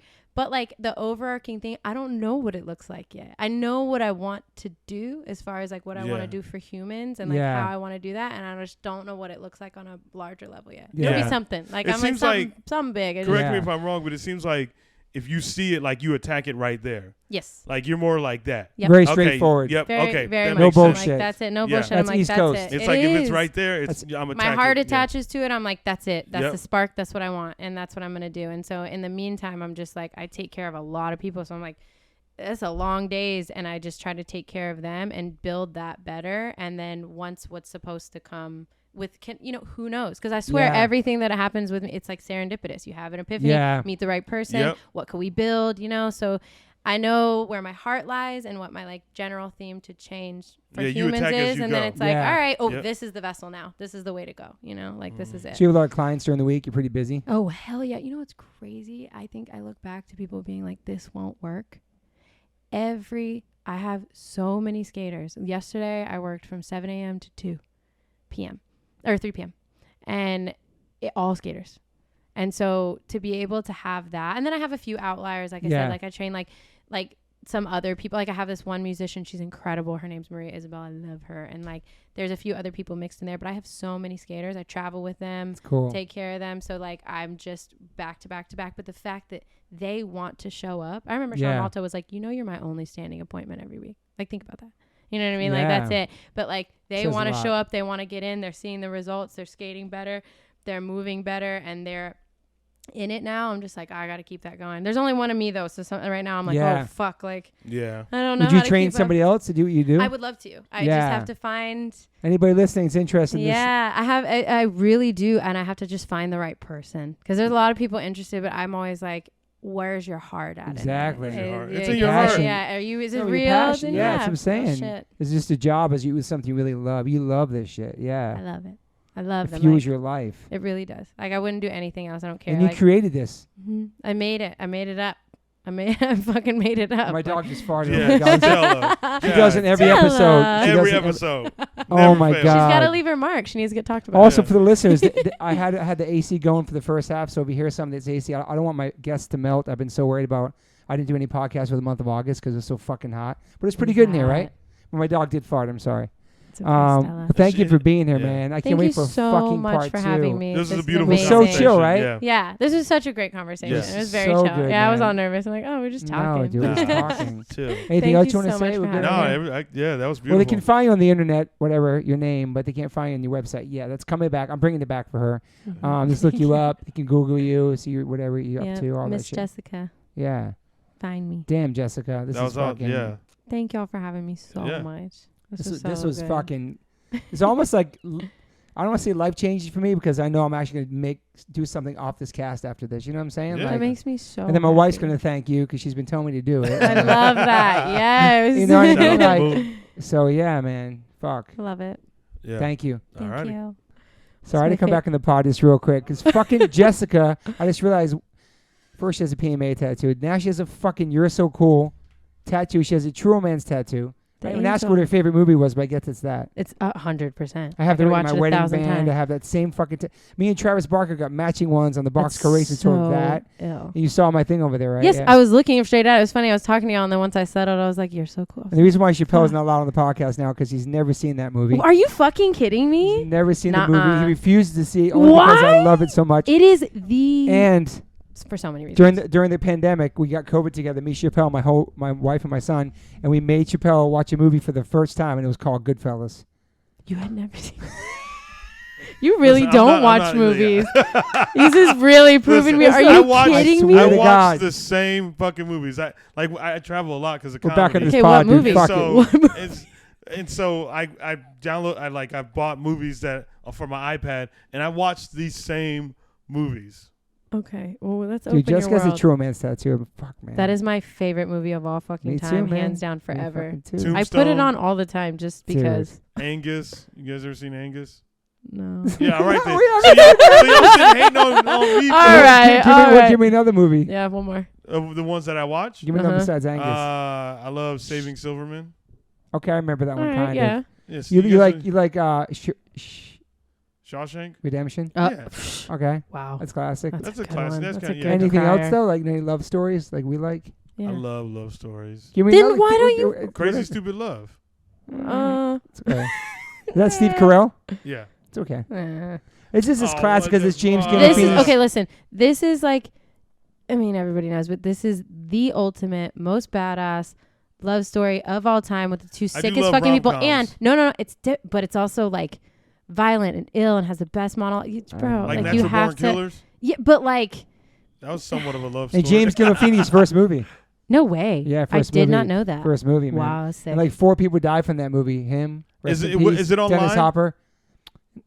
Come on, man. You're embarrassing me. I went to a rap report about you. He's Dick Ritchie, bro. Okay. He already got mad that I didn't never seen Goodfellas.